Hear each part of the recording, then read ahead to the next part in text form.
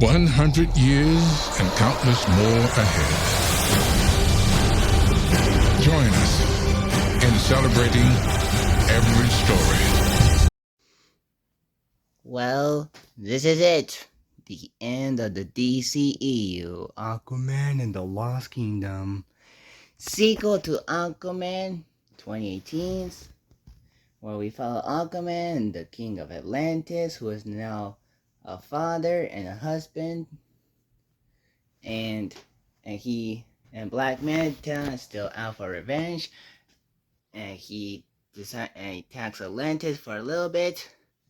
And then Aquaman was told by Helena and Nuris to stop him and bring King Orm with him, and they gonna wild adventure, a crazy one, to the point where King Orm eats a cockroach, which is pretty funny. There's a lot of great humor in this movie, and cockroach eating thing is like one of my favorite ones.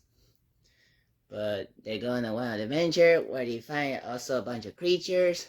Then later find Black Manta and his henchmen. And also find darkness behind the Triton that Black Manta uses. And I will not give any single spoiler this way besides these two things.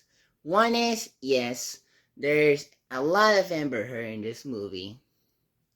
At first I thought there would be less of it because of the trailers having not a lot of her. But there's actually a lot of her.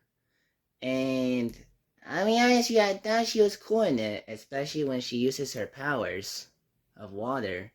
And how much she cares about her son, Arthur Jr.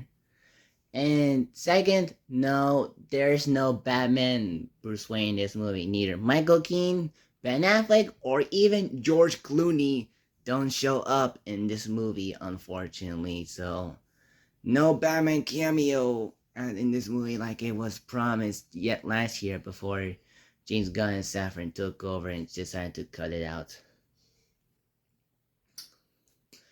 And does this movie deserve to be the final DCEU movie? To me, not exactly. It could have a better ending to DCEU more than this movie. I think Aquaman Lost Kingdom just feels like a film that's still part of DCEU and will continue with other films, and not like the actual ending of this franchise. But as a Aquaman sequel and as a DC movie, how does it hold up? It's pretty fun. I really like it a lot. It's getting a lot of bad reviews. And I don't kind of blame it because it kind of feels like a 2-hour long comic book. But that's okay since it's a comic book movie and I had a lot of fun with this movie, like I said. Like I said, once again, visually it looks amazing. It's probably like the best looking movie on the DCEU. Like the water, when they go to the water, or in the snow. Like, not in the snow, like where they go to the icy places after the water. Or, yeah, when Aquaman and Ocean Master are going to an adventure, it visually looks pretty good. I really like how the film looks. It's perfect. It's probably the best looking film in the DCEU. And Jason Momoa still kills it as Aquaman. He's still very hilarious and very awesome as the role of Aquaman.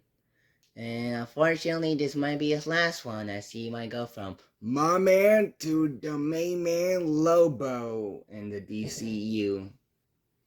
But we'll see. And Patrick Wilson, I really like him as King Orm / Ocean Master. I think he's good as this now anti-hero in this movie because he has like a he and Aquaman has like a Thor and Loki type of brothership exactly, and he kills as the role, especially when he's eating cockroaches, like I said. and when he tries to saving the day, the end with Aquaman is pretty cool. So I really enjoy King Orange. He makes for a very good redeemed character in this movie. I really enjoy him. Probably the best character in the movie. And Black Manta, I won't give away about his strength or his weapon, but he is very intimidating. How not only he when he attacks Atlantis, but also when he was about to attack his family too, and how he still wants to kill Aquaman. Um, and I do like the Lost Kingdoms thing. I won't give away what it is about, but it's pretty interesting and it was not expected to be like that. Um, so I really like how the Lost Kingdom looks, and the stuff going on in it. And I really enjoyed Dolph Lundgren in this movie. He is having a blast in this movie compared to the first one because he is more prominent and has a lot of fun at the climax in the movie. He's very entertaining to see. I think this is probably his best role since Andrew Scott in Universal Soldier. Um, and I really like the opening and the ending where with like that one rock music. It has very funny and awesome like things going on between the opening and the ending. I won't give away what they are, but they're pretty hilarious and very awesome, very cool to see for this movie. And matches the comic booky and uh, cool tone of the movie. Really like so yeah.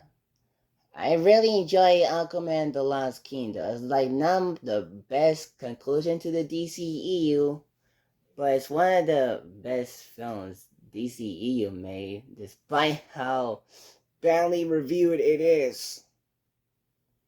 But yeah, so that is my look on Aquaman and the Lost Kingdom, the final film in the DC Extended Universe.